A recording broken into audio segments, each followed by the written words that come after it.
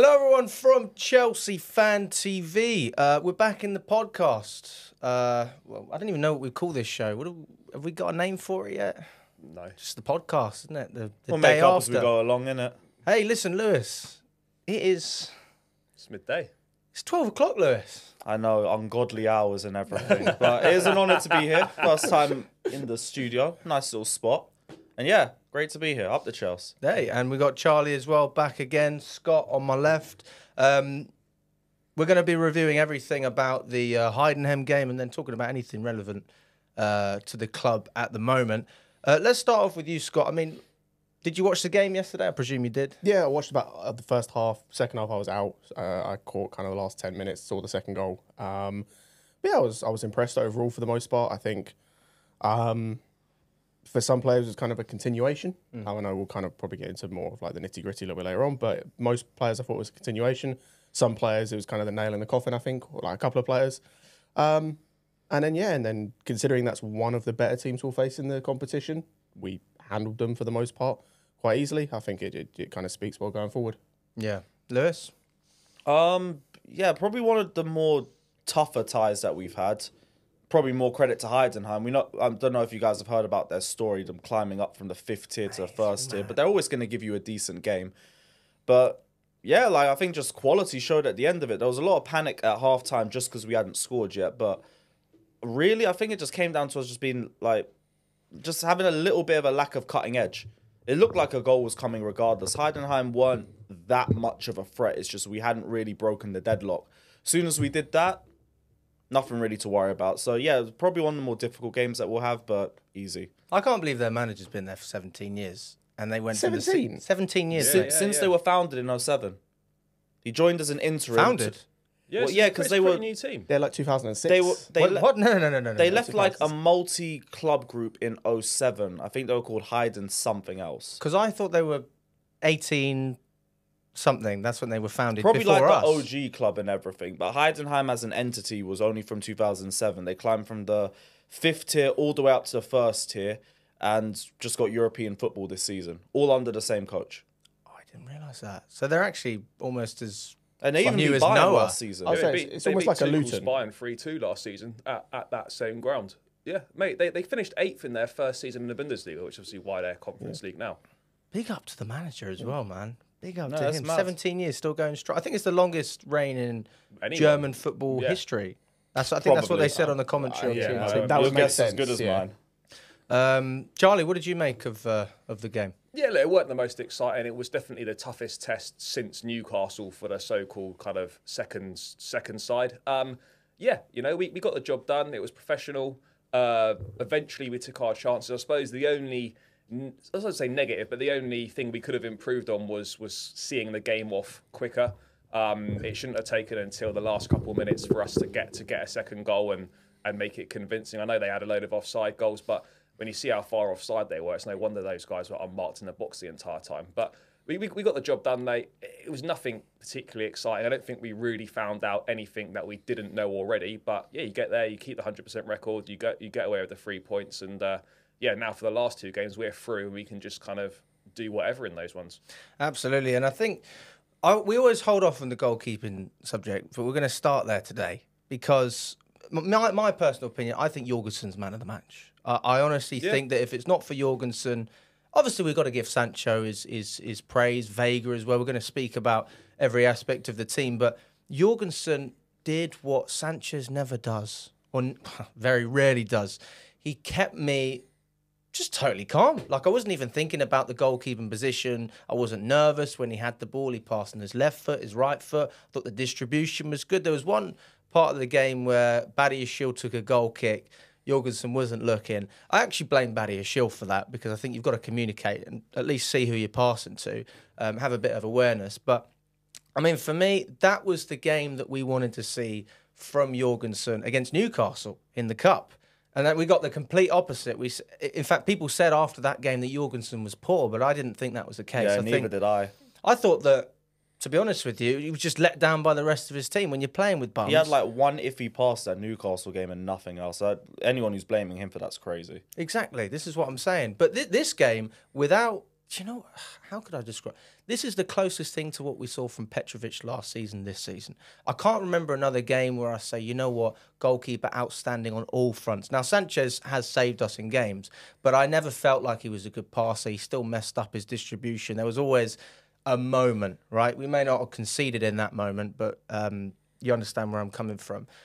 With Jorgensen today, I mean, he's got to start. He's got to start against Villa. He won't start against Villa. We all know he won't start against Villa. But I think that the big thing for me, that was his best game in a Chelsea shirt. I know there's not been that many, but it was his best game in a Chelsea shirt. And he delivered in all aspects of the game. Like, his shot stopping is pretty good. Is pretty good anyway.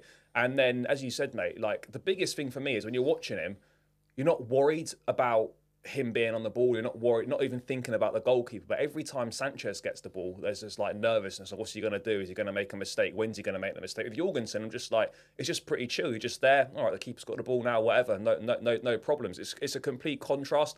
There was one particular save in the first half, that one at the near post that he made, mate. And that's exactly what Sanchez should have done against Arsenal with the Martinelli goal. And yeah, he simply couldn't do it. So look, Sanchez has got good shot stopping ability, but it's nowhere near as, like, Jorgensen's is just as good, could even be better. And you know, people, like, it's been said that Sanchez will win a team for his distribution, but Jorgensen's distribution is absolutely fine. He's good off both feet. He's calm. He doesn't play players into trouble. He makes the right decisions. All things that he does better than Sanchez, but Sanchez will be in goal on Sunday, and we'll probably be having a conversation about him again afterwards when he's done something wrong. We could talk about stats all we want with goalkeepers, and the club have pushed this agenda that they trust Sanchez and they think he's the best thing since sliced bread. Mm-hmm. Statistically, Petrovic was the best keeper in the MLS. By a mile. Yeah, Mike Pender's best keeper in the Belgium league we've just signed, and then Jorgensen, best keeper in terms of saves in La Liga. So I don't understand why we're being tentative. I mean, does it make any sense to you, Lewis? No. Like, we've got 10 goalkeepers and we're trying to persist with this one that we've seen cost us enough games. I don't get. I feel like it's just copium, or it's just us really just trying everything we can to give him the opportunities to look semi-decent, either to sell him or to actually have him as our number one. But if we're being completely realistic and we're looking at things in front of us, take stats away, just look at it from a footballing perspective, Sanchez is a constant liability. Passing's always a problem. Decision-making's always a problem. The shot-stopping is okay, but it's not really like world-class or to a point where it's like, I can ignore the passing. And like, it's not even about Jorgensen having a good game at this point. It's about, why is Sanchez untouchable? Why does he have to start every single week? At the very least, drop him and show him that your form comes with consequences. But instead, we're sitting there starting him week in and week out and just hoping that he actually has a good game, so it kind of vindicates the transfer. It's been an L. It's getting to a point where I'm comparing him with Kepa, and I writ off Kepa years ago. Would you take Kepa over Sanchez? I wouldn't take either. Like, I'd rather just have the goal. He's not taking the bait. I'd have the goal empty. I'd rather have it empty. But look, Petrovic was better than him last season. Still wasn't really great, but like, the bar was so low, it is what it is. Like, give Jorgensen a game. Like, if Jorgensen is terrible and drops the worst goalkeeping performance we've ever seen, at least you did it. I'm not even going to be annoyed at Maresca for trying it if it costs us, but starting Sanchez week in and week out just puts more pressure on him. Because if Sanchez costs us the next game, I'm not even looking at Sanchez, I'm looking at the coach. Because you keep picking him. Yeah. So, make a decision. I suppose as well, when you look at the pitch, especially when you're at the game, it's easier to see because you see things that aren't necessarily on camera. Leicester's a perfect example. The amount of times, I was sat next to you for that game, Scott, that you saw Cucurella, Colwell, Palmer having a go at Robert Sanchez. What are you doing? Why are you not passing it properly? Whatever it is. And it was actually the complete opposite in Germany. You saw Jorgensen having a go at his defenders. Why are you not defending? Why are you not covering me? It's just total different aura. And I don't know. I just think it's the body language. You can see a huge difference. And then the performance itself. I mean, we knew it was going to happen. We just didn't know when. And now we can say concrete, I've seen it now. This guy's got to start. I mean, how long is it going to take, Scott? How long is it going to take? I think it's going to take what happened last season, where it's an injury or suspension. I mean, Sanchez is 2 yellow cards away from a suspension. He'll have to miss a game. Is it 2? It's 2 yellow cards. I thought it was 1. No, I checked yesterday. It's 2. Just a little bit more time wasting in the next 2 games than we're sorted. There you go. That's what I'm saying. Yeah, just waste time. You got to pick some. Yeah. But yeah, I think that's what it's going to take at this point. I mean, Jorgensen does deserve to start. It's the stats back it up. The performances back them up. Yesterday's performance, it wasn't even the distribution, because we've known from the start of the season that Jorgensen's better. His saves yesterday is what puts him now in the he should start, because defensively yesterday it was poor at times, and Jorgensen keeps us in that game. Jorgensen keeps us in that game. Without Jorgensen, we obviously should have scored loads, but we could have conceded 3 or 4 if without Jorgensen. So I think he deserves to start at this point. I mean, we kept a clean sheet as well, even though there was 2 goals that were ruled offside for Heidenheim. I think that was like 3 or 4. There was it 3 or 4 goals? I think that was definitely more than 2. There was a few. I think. There was a few. There was definitely a couple in there. Mate, there was one in the second half, definitely. There was a couple in the first half, I think. Mate, we played a really good. I know there was 2 in the offside second line. half. Yeah, we played a decent offside line. Very good offside line. But also you got to look at their players for that. Like, what are you doing? Like, you're 4 or 5 yards offside. It's not just one player. It's about 5 or 6 of them, all miles offside every single time. I don't know what they were doing. So no wonder they were constantly unmarked in the box. Do you guys play any football? Like, I actually don't Used really to. play. I mean, I used to play a little bit. Used to. Okay, they don't really have offside. There's no offside, mate. Yeah. So it's hard for me to judge from like a playing experience what it's like to deal with that. I mean, in the comments, let us know. I mean, should it be easier to deal with that kind of offside line? I mean, I actually think that you've just got to give us credit, and maybe they weren't expecting us to be pushed up as far as we would. But yeah, I'm not really sure, to be honest with you. But I mean, from what I saw, I'd give credit to us. But I mean, half an inch, it makes all the difference, doesn't it, with VAR and everything like that. We almost had a penalty as well. Mudryk as well. We'll touch on that. I mean, the refereeing decisions in this game from the get-go, I don't know. It was okay, but there was some questionable decisions as well. Badiashile got a yellow in a minute. That was About so 30 funny. seconds in, wasn't it? He just got booked straight away. Like, it wasn't even that bad. I don't even think he touched his face. He touched his shoulder. Or something. Then the second yellow for Cassidy was so harsh as well. He barely touched him. And the play was over by then. He let them have one more counter attack when we were well past added time, all just in the hope they bag a goal. And then the Cassidy incident happens. It's a bit shoddy overall, really, but whatever. Better than the Premier League refs? Yeah, they're all mid. No difference. Probably, but the bar's in hell. Yeah. That's fair. I mean, talking about Badiashile and that yellow card early on, just looking at the back line in general, I mean, who was stand out for you, Charlie? I mean, I thought Renato Vega had a very good game. He looks really relaxed when he's playing. He inverted into midfield where he picks up good positions. He looks comfortable on the ball. It's the first time he's played in a while. He's not featured that much in the league over the last few weeks, but he looked really calm on the ball. I thought Tosin was all right as well. He should have scored from that Dewsbury Hall free kick towards the end of the first half. He played one brilliant pass over the top for Nkunku, who should have done a lot better. Badiashile himself played a similar kind of ball as well to create a chance, which wasn't taken. But I felt on the whole, mate, as a unit, we actually defended pretty well. Yes, there were a few errors from individuals at times. I don't think the Sassy was that great. He done well to win the ball back in the build-up to that Nkunku goal. But yeah, on the ball, there are sort of a few questionable things. He gave the ball away in dangerous areas, which led to a couple of opportunities for Heidenheim in that first half. But on the whole, mate, I thought, Vega, Badiashile, Tosin were pretty good. The Sassy, I think, we kind of know that this guy is. I thought the Sassy was all right, to be fair. But I don't write him off for it. Like, we keep playing him at right back and it's killing the stop. This is the game I'll disagree, because I think we talked on a previous podcast. I said I defend him because he's playing right back. It's not his position. The errors he's making when he's passing the ball into the middle of the pitch under no pressure to no one and causing counter attacks. That's not a positional thing. That's a concentration thing. I hear it. That's not position. And then when you're making a challenge on the edge of the box to try and win the ball back, you tackle him and then just stand there and let a guy just then meg you. Like, at that point, like, that's not a defensive. That's not a positional thing. That's a concentration thing. He's not here next season anyway. Regardless. That's gone. That was a nail in the coffin game for me. It's going to be a Tosin versus what's his name, Disasi thing. Like, I could see Disasi leaving anyway. He's a less mobile one of the two. I think they're. But I'll be straight up. I think they're both gone next summer. Both gone. Tosin as well. Yeah, on 120 grand a week. No chance. I'll tell you why, right? Because look, right now you've got Colwell and Fofana with a first choice partnership. Right. Chelsea still believe in Badiashile. He's 23, and I think there's still an upside to him. That's worth keeping him about for. Yeah.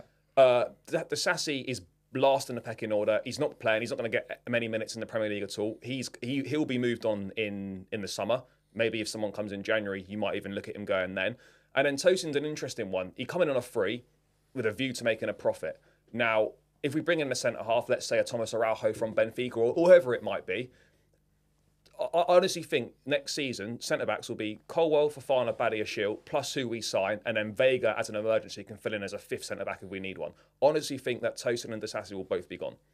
I hear the argument because we've been talking about going for another centre back, and it probably would be a right-sided one too. So also, I think Disasi's gone the moment Achimpong signs his contract. I think that's Disasi's only playing because Achimpong hasn't signed the contract. Yeah. He is one of the players we tried to offload in the summer. So back in training though, so maybe there's some progression in that sense. But then Reece James is out injured as well. We will actually touch on Reece James in a second. I just want to ask you, Lewis. I mean, I thought Vega was fantastic, but we've seen him play in a couple of different positions, in inverting on the left side as a left back, starting in midfield in 1 or 2 games as well. Do you ever want to see him start in midfield again? I mean, I personally don't see the point of doing it. I think we've got a lot of depth in that position anyway. Just have him on the left and bring him in. Bro, he's basically just an emergency option in all positions. But, like, he seems really comfortable playing in all positions as well. So, bar the Conference League and the Cup games, not really too much focus on it. Like, the midfield, we already know our options there. Defensively, there's already enough options there too. Like, he's comfortable in the role that he's in right now. So you wouldn't change anything? Nah, not really, not yet. Okay. I don't think he's looked that good in midfield, to be perfectly honest. He started in midfield against Bournemouth. First half, he was particularly poor. Second half, he grew into the game a little bit more.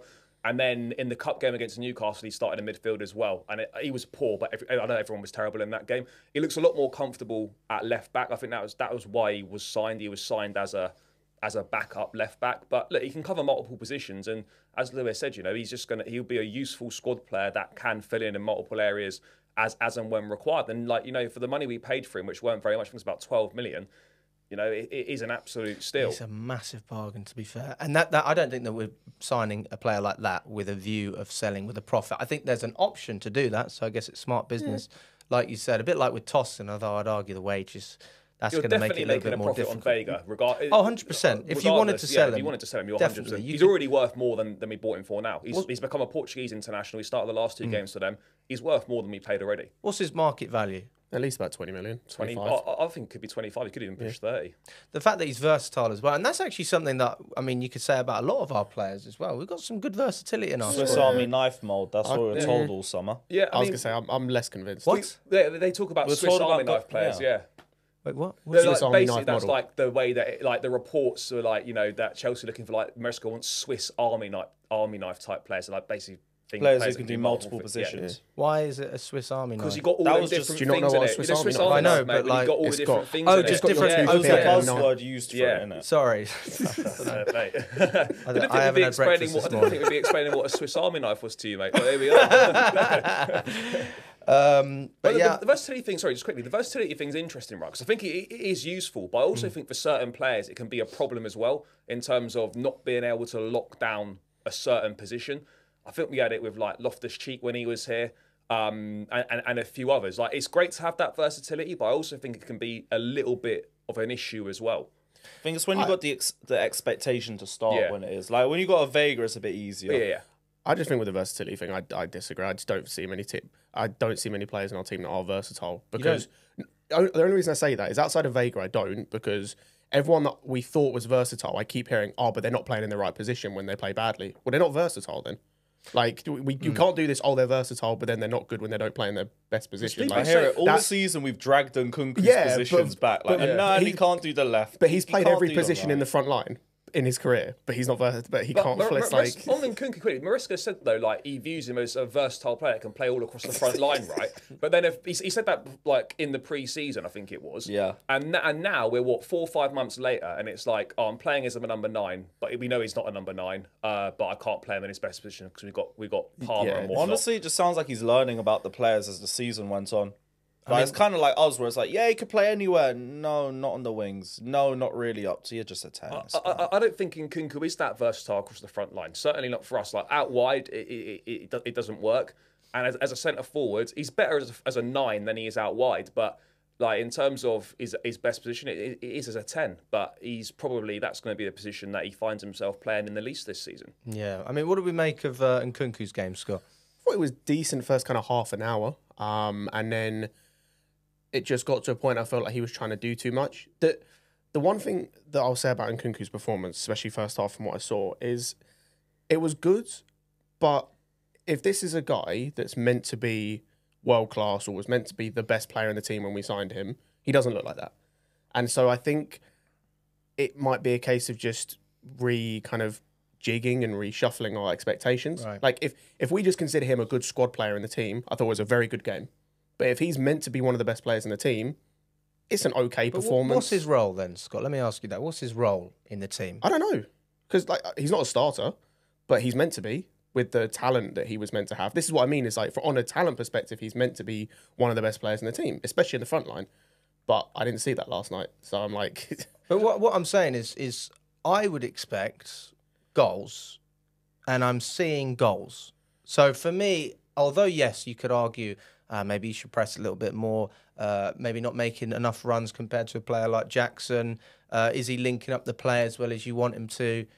Ultimately, he's still getting output. And we look at players like Haaland, and I know it's a very different comparison, but Haaland's a great example of a player who doesn't really play well in the majority of games, but he gets goals, and that's enough. And so I don't see why we should treat Nkunku any different. No, but I think the Nkunku one's really interesting as well. He's like a top scorer this season. He's got 11 goals or whatever, but only one of them's in the league. Like, there's no doubt that he is the best finisher at the club. He probably should have had a hat-trick last night. He should have scored the one-on-one when he was put through by Felix. He probably should have scored that one in the first half of the ball over the top from Tosin. But you sort of look at it, and there's no denying he's a top-quality player, right? And there's no denying that he probably should be getting more minutes in the Premier League. But I can't really sit here and make a really strong case for him to be starting Premier League games, because he shouldn't be starting ahead of Jackson based on what we've seen so far this season. He's not starting ahead of Palmer, and we're not going to play, and he's not playing wide. So for as good as he is, I just think he's been a victim of circumstances. You know, the injuries last season didn't help him at all, and he's kind of found himself in a situation where he can't play in his best position in the team because of the emergence of Palmer. And then we signed Felix as well, which is now the backup for his best position. And so really you're in a situation where you've got a top quality player, but there isn't really a way to get him in the team on a regular basis. I think though, like we played him in his best position last night, and was he the best attacker in the team? I don't think so. No, he wasn't. And that's the problem for me, is regardless of where he plays to an extent, his talent should mean he is arguably the best player on the field, especially considering who we're playing. Like Noah, Astana in a week or two's time, Heidenheim. Like, no disrespect, considering who we're playing against, he should be one of, if not the best player on the pitch, considering his talent level. I mean, in terms of output, he's been the most consistent. He scored like 5 penalties. He scored a hat-trick or 2 goals against Noah. See, like, yeah, this is the thing, because I'm thinking, like, even like if we're talking, he scored best... 3 goals against Barrow, for Christ's sake. Like, Up the Barrow. I get like best finisher and everything, but I think we're just saying it based off his time at Leipzig. Like, if I look at Chelsea, I think in the box I can hear it. I think in the box, like, he's good with his finishing, but 1v1s, I'm yet to see it this season. In terms of general play outside of the box, I'm yet to be really impressed like that. Anything I really see off Nkunku is just, cool, you're decisive in the box, you're a good penalty taker. Not really seeing much else. I won't lie.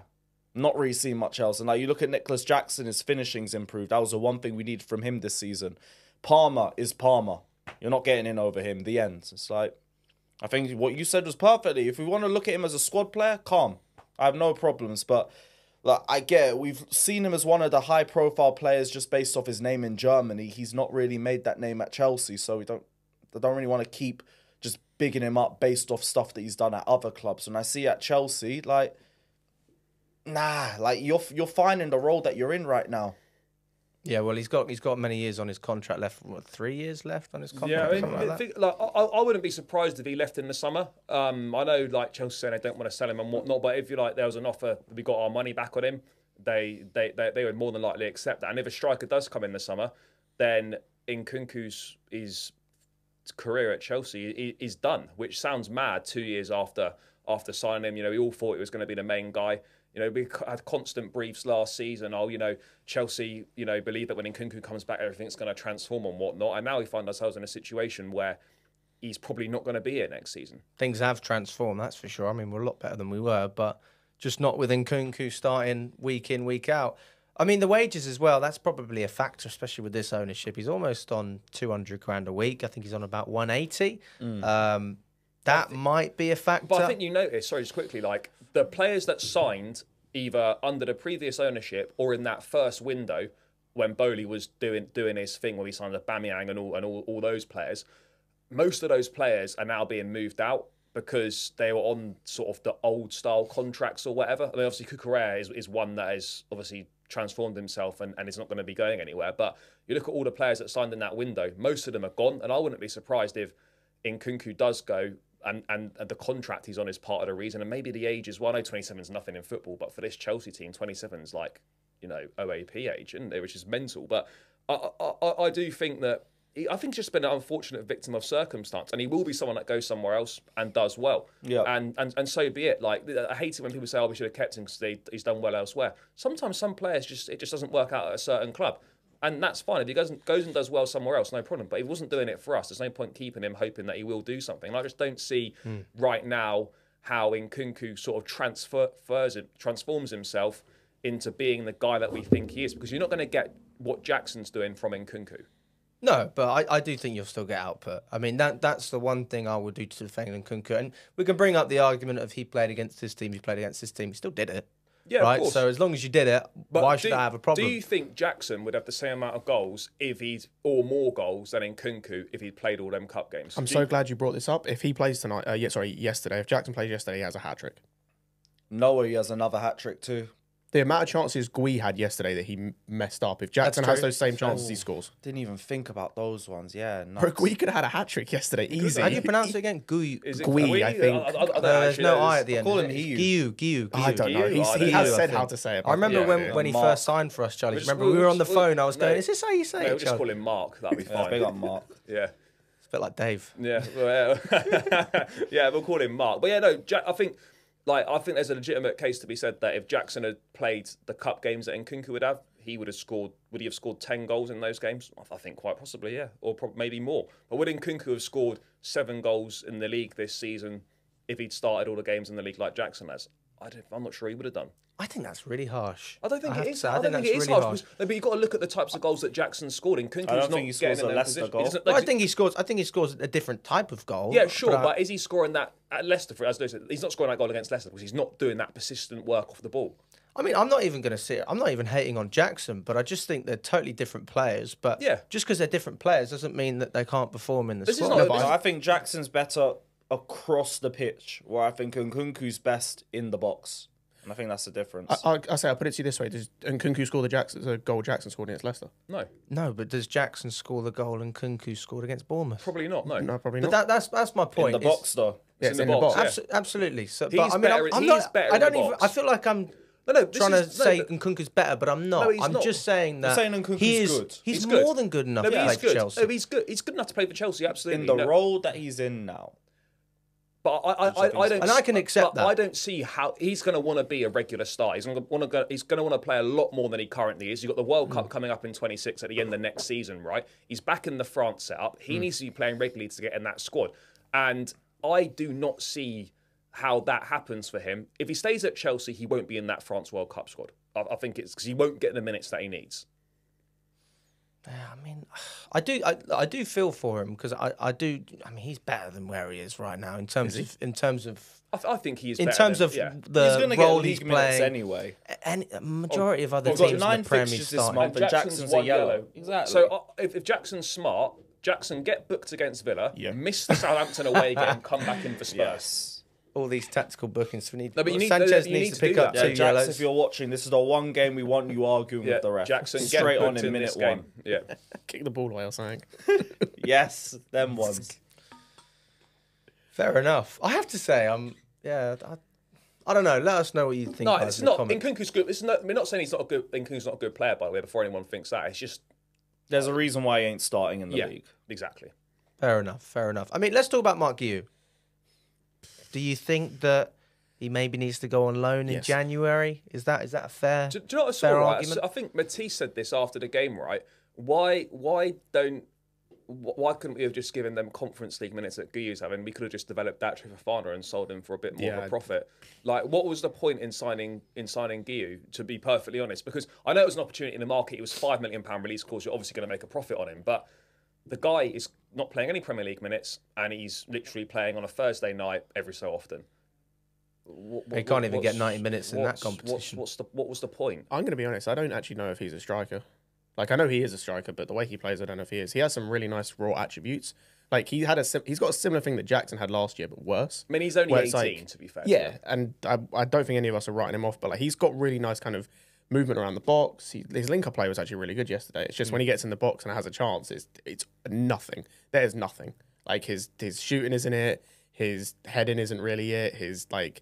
He doesn't know whether to take a touch, shoot. Like, his instincts aren't there. But everything else outside of the box is really nice. So I wonder if he like, could you maybe say he's like going forward, we develop him as a number 10? But you'd expect him to be raw and not that great. Like, he's essentially the equivalent of an academy player, really, at 18. Even then, coming off La Masia, I'm not really surprised. Like, he's still good in terms of passing and linking up. That just comes with Barca. But yeah, guy's 18. Like, I hear all of it. Maybe they just see a higher ceiling for him over Datro Fofana. Or they thought they could flip him this summer. One or the other. How are they going to play? He can't develop as a 10, though, because, I mean, as you said, Nkunku can't even get in that position. So it's pointless trying to... We should have loaned him. We should have loaned him out. Well, Strasbourg is... Maybe... We can't loan anyone else to Strasbourg, can we? I think like we can Rodion or Durand, and he would have gone on loan. But I think he should be loaned in January, to be honest. Yeah. Like, what benefits are there of him staying? Because... all right, he might if he gets some draws in the FA. Him to Coventry? No, but if we, he doesn't start at Coventry. I mean, he doesn't start at Coventry. No, they have two of the best strikers in that league.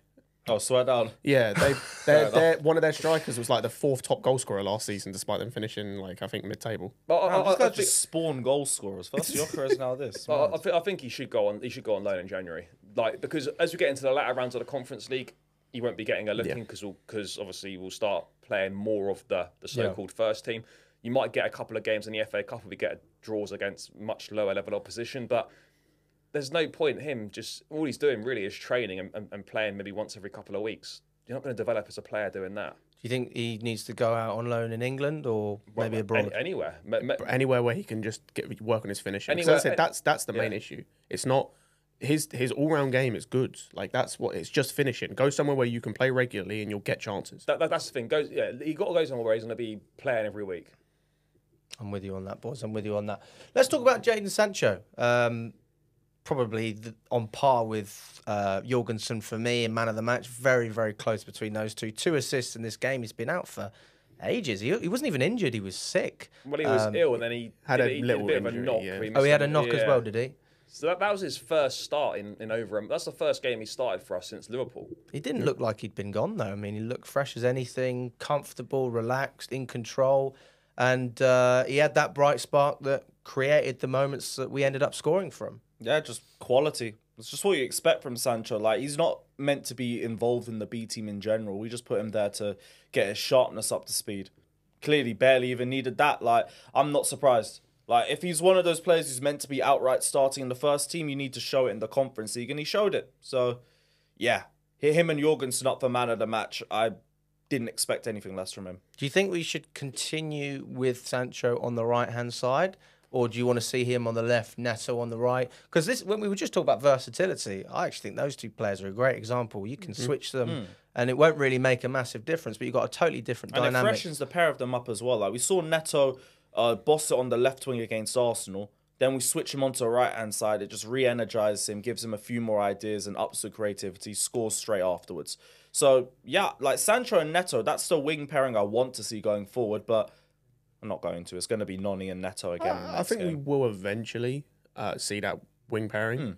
But, yeah, like I think for now, until Sancho's back fit and the fixtures line up, because like he probably doesn't start against Villa.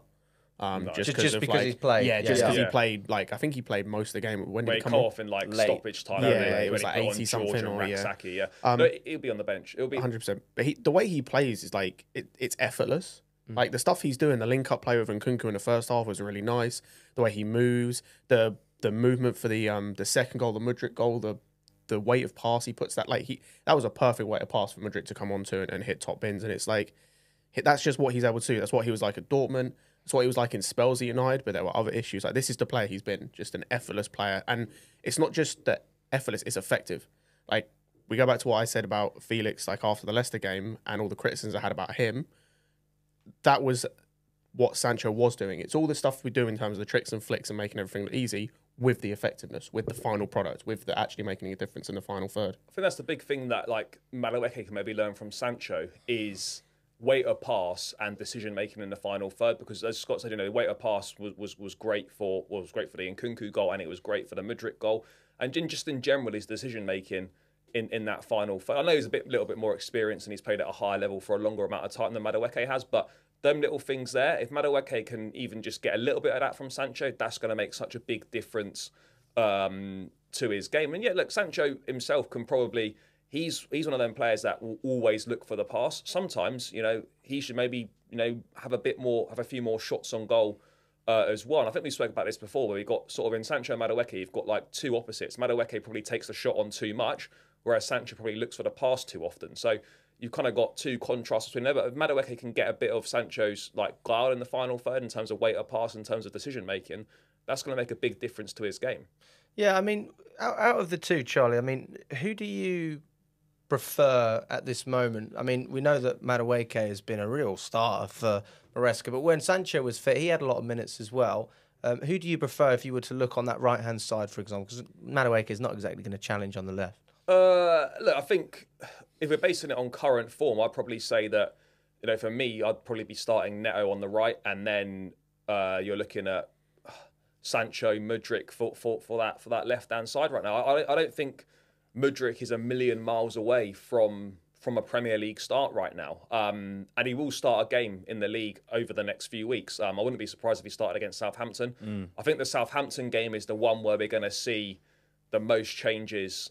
I think the team that starts against Villa will be very similar to the one that starts against Tottenham, but the one against Southampton, I wouldn't be surprised if we maybe saw 4 or 5 changes to that team from the Villa game. But look, I think Mudryk could start on the left-hand side. For me, I'd be going Neto right now, and then one of Mudryk or Sancho for that left-wing slot. It's probably more likely Sancho, but whilst he's still finding his feet and getting back up to his fitness, I think Mudryk's got just as good a chance on that left side for maybe the Southampton game. The amount of debates I had last season with Kev about Mudryk, and he was like, I can't do it anymore, Alex. I can't do it. Do you remember Everton away? Oh, my God. When he was I didn't up even against think it was that bad in that game. But this is the thing. Like, you're up against... So he was up against Ashley Young, and we were saying... But he was beating him. No, he was beating him. He made like 3 or 4 good cutbacks, but he and no one was in the middle. He didn't do it enough. He didn't do it enough. And there's a lot of games where I just think to myself, and I still do sometimes, like, you know what you're good at, just do it. Also, and whenever that guy had a good game, he'd get benched for a month. But let me know if yeah, absolutely. I'm with you on that, Lewis, 100%. But it's nice that we're having a conversation now, and there's at least a willingness to include Mudryk's name in the conversation. We wouldn't have said this before. But it's just being fair, isn't it? You know, like whether people rate him or not, he's actually you can see how much he's improved this season in terms of his decision making. He's adding a few goals to his game. He's arriving in the box. He's making better decisions in the final third. And there's the improvements that he's made from the start of the season to now. You can definitely notice that he is a better, more rounded player. And all you can do is make the most of the opportunities when you're given them. And he is making the most of the opportunities given to him in the Conference League. And that's all you can do. And he really isn't that far away from a league start for me. He must have the best shot on his day in the whole squad. No, they said that before, mate. In terms of shot, in terms of shot power, mate, who's got like the best ball striking? Like when you ask the players, loads of them have said it's Mudryk. Mate, whenever you watch the training videos that they put out on socials or whatever, you see him do that finish like he done last night. The guy's doing that like all the time in training, but we've just been waiting to see it in matches, and now we've seen it in back-to-back Conference League games. Like you can see that he is capable of doing it. I mean, what do you make of the way Maresca's managed Mudryk, Lewis? Perfect. Like, he didn't need to be in the league, in the Premier League. He doesn't need to be in the spotlight because he's been there for long enough with the price tag. Not really had the opportunities to prove it, and when he has had it, it's been very 50-50. Some promising performances, some terrible performances. Like, now he's in the Conference League. Like I said it from the summer. Leave that to him. That's his baby. You just focus on the Conference League, develop away from the spotlight, and you can start to see him improving. Obviously, it is only the Conference League, so you can only say it to a certain point. You need to see the performance in the league too. But this is the first step. Just build consistency. Just figure out what actions you're best at and work from there. And like, we'll see what he's like in the Premier League, because that's going to be the next test. He played Newcastle in the Cup, and to be honest, was probably our best forward in that game. Everything we did came off that left-hand side. So I would hope to see the same thing against Southampton next week. But for now, like, I think we've handled Mudryk perfectly. For the first time since he's joined, I think we can say that we're giving him the minutes because Potter barely played him. And when he did, he weren't getting any service. Poch, whenever he had a good moment, he'd get dropped for a month. Now he's having consistent minutes in the Conference League and the Cups. We're starting to see him, like, build a little bit of consistency in his game. Just have to see it in the Prem now. Yeah, and then moving into the midfield, guys, I mean, I read a thread earlier on. I can't remember exactly who wrote it, but it did make me think, and it was something about Dewsbury Hall. It was saying Dewsbury Hall should leave Chelsea as soon as he can.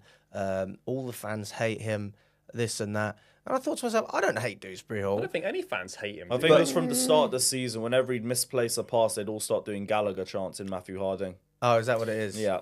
I also think some of it, I think there's a small element of like the Jorginho and Sarri thing, where it's just like because he's Maresca's guy and all that. Yeah, I think the whole thing with Dewsbury Hall comes down to like expectation and how you perceive him. Like I was having this conversation with someone yesterday, like this guy's a good enough player in the Premier League, but just not for Chelsea. Like ultimately, like he's a top 5 to 8 team kind of guy. Like you could see him playing for Brighton, maybe a Newcastle, maybe a Spurs, but like not gonna play for a Chelsea or a Liverpool or anything. But it's like that's fine. Like, and he's able to play in these competitions. I think he's been good. Again, I thought he was good. Good again yesterday, and it's just like. And I keep hearing people talk about, oh, he doesn't contribute enough. Contribute what? If we're talking goals and assists, what are you expecting him to do? If we're talking goals and assists, I suppose that's the next question. Yeah, but what does he bring? But he brings a level of like it depends what you're expecting. Like he's not a goal scorer really. He got 12 last season in the Championship, playing for the best team in the Championship. Like he's not really a goal scorer. Because of the way we play with our midfield, he's never really going to be in a position that often to get an assist like we saw yesterday. He got the pass before the pass, and he did the same against Ghent, I think it was. So he's not really going to get assists because of the nature of the way we play. So, yeah, I agree with you. Like, what are people expecting from him? Like, he's not an Enzo level player or a Caicedo level player, but he's probably better than Gallagher was in certain areas. He's better than we would have if we had, I don't know, well, he's better than Cassidy, isn't he? So like, yeah. But I thought Cassidy was good. Yeah, he was good yesterday. I think it just comes down to expectations.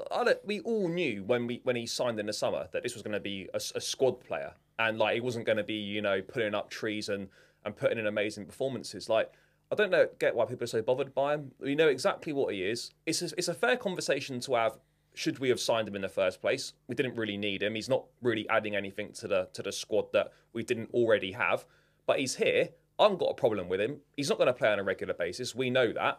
So for me, I don't get why he gets hate from some people, because at the end of the day, he's going to be playing Conference League games. He might make the matchday squad in the league if he's lucky on occasion, and the chances are he probably won't be here in a season or two's time. But he's exactly what we thought he was going to be. He's going to be a squad player that don't play that much. Now, the bigger question is probably why did we sign him in the first place, rather than actually having an issue with him himself.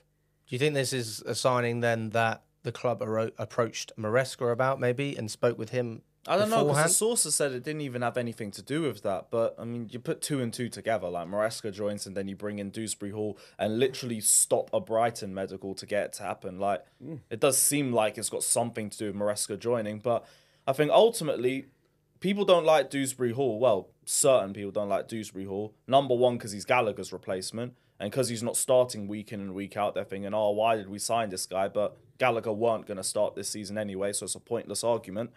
And also because I guess people will perceive it as him blocking Chukwuemeka's minutes. Because you've seen that guy ain't even getting Conference League starts. He's coming on for like 10, 15 minutes at the end of games. So you look at it, that with the João Felix transfer as well, it's just kind of like, we kind of wasted the guy's time a little bit. But ultimately, it's a depth player, and you brought him in to replace somebody who was going to be a depth player for us anyway. So I don't understand why Chukwuemeka's. Yeah, I'm with you on that. But I mean, they do play in different positions as well. They do play slightly different. I mean, Chukwuemeka's more of a 10, and I'd say Dewsbury Hall's a little bit deeper. We're talking about like the 2022 transfer. No, yeah, 2022 transfer. He's another one of them players, mate. He's on about 100 grand a week, I think, his contract is. So that might play a part. And and look, ultimately, like what we can say, Chukwuemeka's got a lot of talent, and he does. Ultimately, the manager sees something in him that he clearly doesn't rate, or Chukwuemeka is at a certain level, but everyone else he's competing with is better than him. Would Chukwuemeka have started in like a midfield sort of two? With alongside Cassidy, like Dewsbury Hall was. I know maybe Dewsbury was a bit more advanced, and it was almost like him and Nkunku playing as eights or whatever. But I do think they're slightly different players. And there's no guarantees that we didn't sign Dewsbury Hall, Chukwuemeka would be getting those minutes instead anyway. That's the thing. Like, people love to have like, oh, if we didn't sign Dewsbury Hall, it means that Chukwuemeka would have got loads more minutes. Well, how do we know that? We don't know that anyway. Especially when you look at our midfield, we're going to have loan players coming back, like Ugo Chukwu. We're going to have Santos coming back as well. I mean, you look at a player like Cassidy, for example, I think he's going to struggle. He won't be here next season. I think he's been good. He is actually someone I think has been, considering the role he's playing in, it's a new role for him. I think he's been really good this season when he's played. No, he's done well when he's played, but he's got no long-term future at Chelsea. No, probably I remember. I don't know. Like, for me, it's Chukwuemeka and Dewsbury Hall that I'm looking at, and I'm thinking they're done. I'm not sure about their future. What's Dewsbury Hall on? What's his wage? It won't be a lot, because they're on the new contracts, aren't they? So it won't be that much. But I look at them, it's like, I would expect, like, I expect Chukwuemeka's going to be gone anyway, but I look at the other midfielders, like, I could argue Cassidy's kind of impressed me more than Dewsbury Hall has this season, so it might come down to a point where he ends up having to leave himself just for his own career, which, again, I understand, but Andre Santos is coming in. He's going straight into the first team. No questions about it. And he leapfrogs all of them in the pecking order. Including Lavia and Enzo? No. I mean, like the ones we just spoke about. Okay. But, in terms of those two, like, they're the ones who are going to consider... I expect Chukwuemeka to be gone in January, in all honesty. And then Dewsbury Hall might be a question for next season. We rejected an offer from Milan, didn't we, for Chukwuemeka? No offers ever come in for Chukwuemeka. Was it a loan offer? Interest between AC Milan, Palace, and I think Barca had something. I think we did get a loan offer, but I think it was just a straight loan offer. Chelsea rejected loan offers. I don't think they ever disclosed where the loan offers come from, but there was loan offers for him, right? And they got turned down. But yeah, I'd be stunned if Chukwuemeka was still here at the end of January. I don't think it'll be a permanent sell, but he's got to go out on loan and play, because otherwise you've just got an asset that's sitting there, and you're just paying him I'll be paying about 100 grand a week to just train. Like that's not good. That's a complete waste of time for everyone. It's no good for Chukwuemeka because he's not developing as a player, and it's no good for Chelsea because if you're trying to sell this guy, you've just got a depreciating asset you're just going to get less and less money for. Yeah, I mean, I thought that Chukwuemeka was going to be the shining light. For me, you know how I've talked about Tosin this season? I was like, Tosin's the revelation, and I've been proven to be quite wrong. Although, actually, Fofana's not been all that either, let's be honest. I'm still I think he's been quite pretty good. He's been all right. The last few games, recently he's been good. I'm with you there. Like that one howler for the penalty penalty against United aside, I think he's been good the last 3 games. But I would like another defender to take over that position. For me, I do think that Fofana is a rotation player. I don't see him as a regular starter. Good enough for Chelsea, yes, but not good enough to start week. Yeah, I think with Fofana, like, I've got a whole year's worth of patience with him just off all the injuries that he had. And if he doesn't get injured, he has my respect, but he will. No, I hear it. Like, he's got to like build that confidence back up still. There's still a few more levels to go with Fofana, so yeah, I understand that one. Speaking of injuries, Reece James, he's out 2025. Well, it's nothing God bless him. Well, it's nothing we didn't expect, really. It is what it is, and it's like, if people think that, for fans it's frustrating, think how bad it is for him. No one really thinks about like how difficult that must be for him to go through yet another phase of rehab, more this and that, or whatever.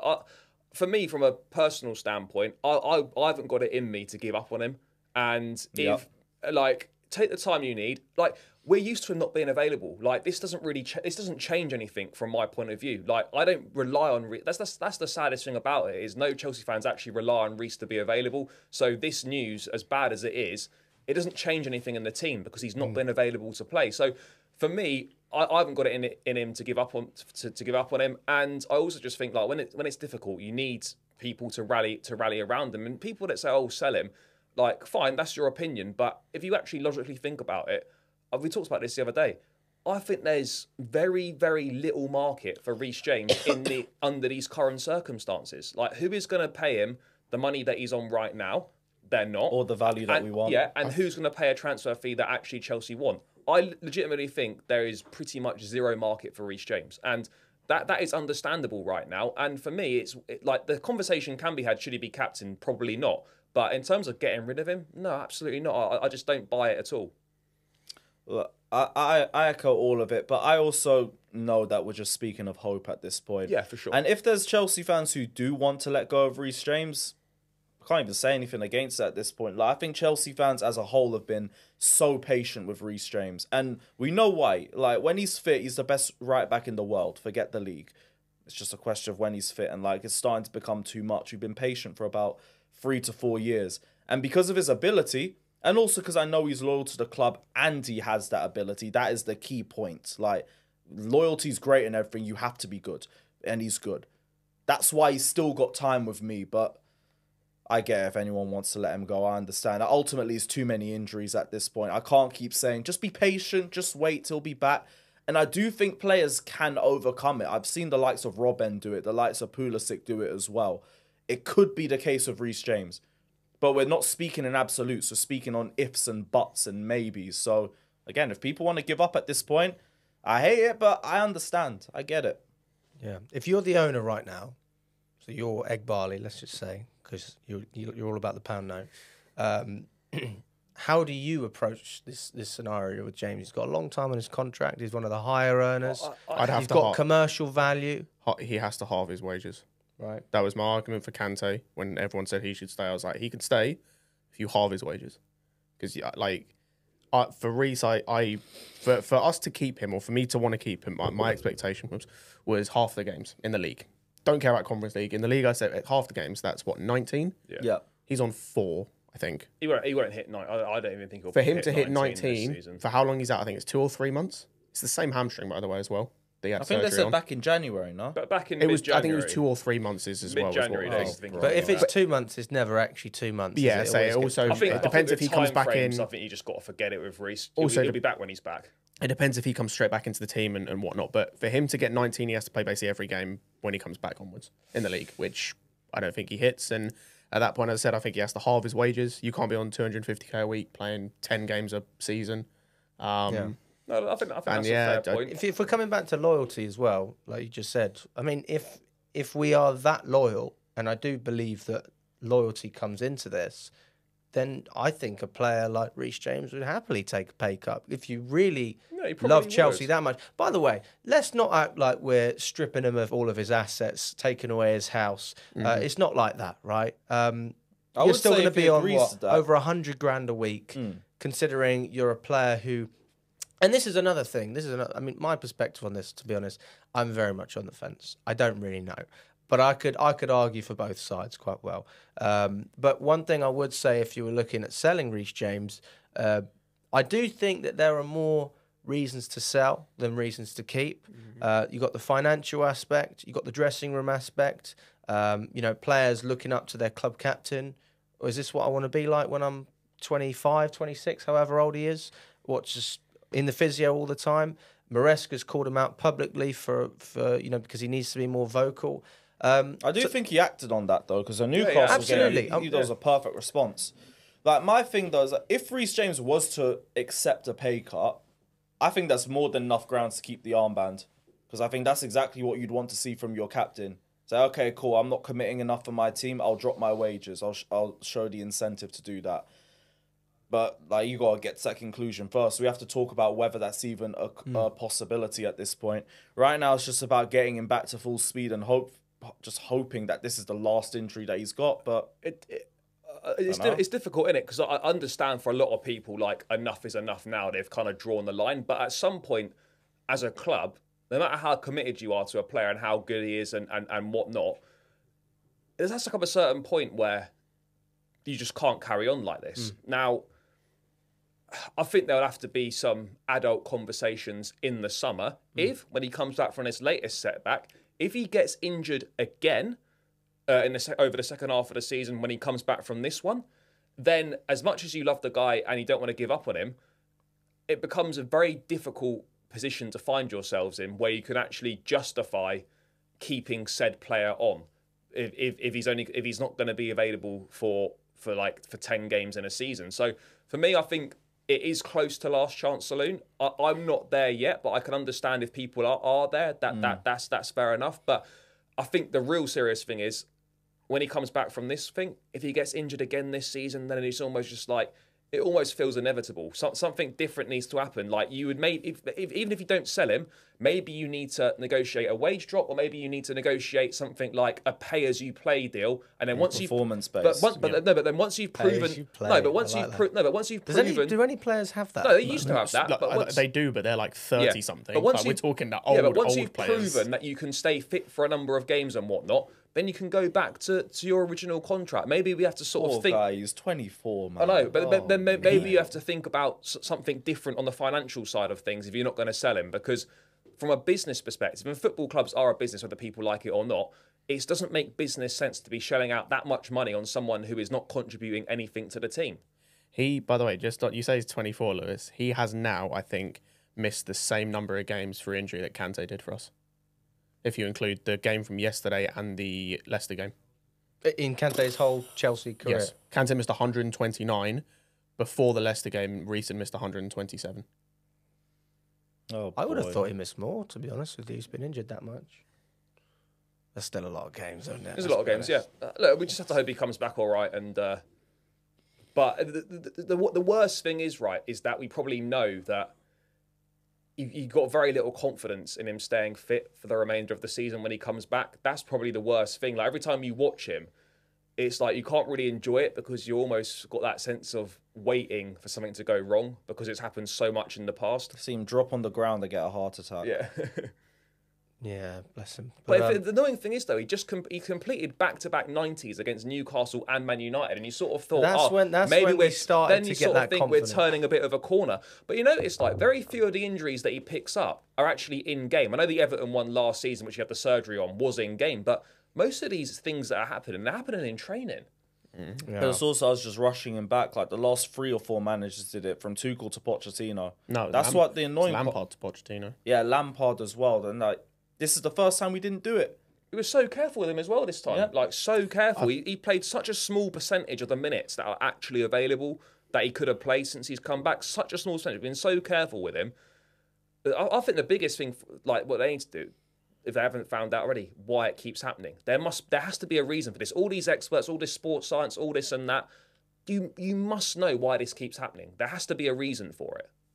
Well, I think we've got a new physio, so... No, but even the specialists... Our medical team's changed about 12 times. Forget the medical team or whatever at the club. Like, in terms of specialists and whatnot, a renowned specialist around the world or whatever, he went to the best hamstring surgeon in the world in Finland when he had that operation on his hamstring last time. Like, we need to get to the bottom of why this keeps... Because there has to be a reason why it keeps happening. There simply has to be. I think it's just the Reece James curse of this. Honestly, I look at Reece James and he's just like Jack Wilshere was at Arsenal. I mean, he's getting injured, coming back, doing well, getting injured again. Obviously, Wilshere never reached the heights that James did. He was the best in the world at his position, but it does seem like we've just got this tennis ball effect. That's why he's still got a stay of execution with me. Just off his ability. If he was bang average, then it's a totally different conversation. Like Chilwell, for example, go. Like Reece James, though, you got another chance.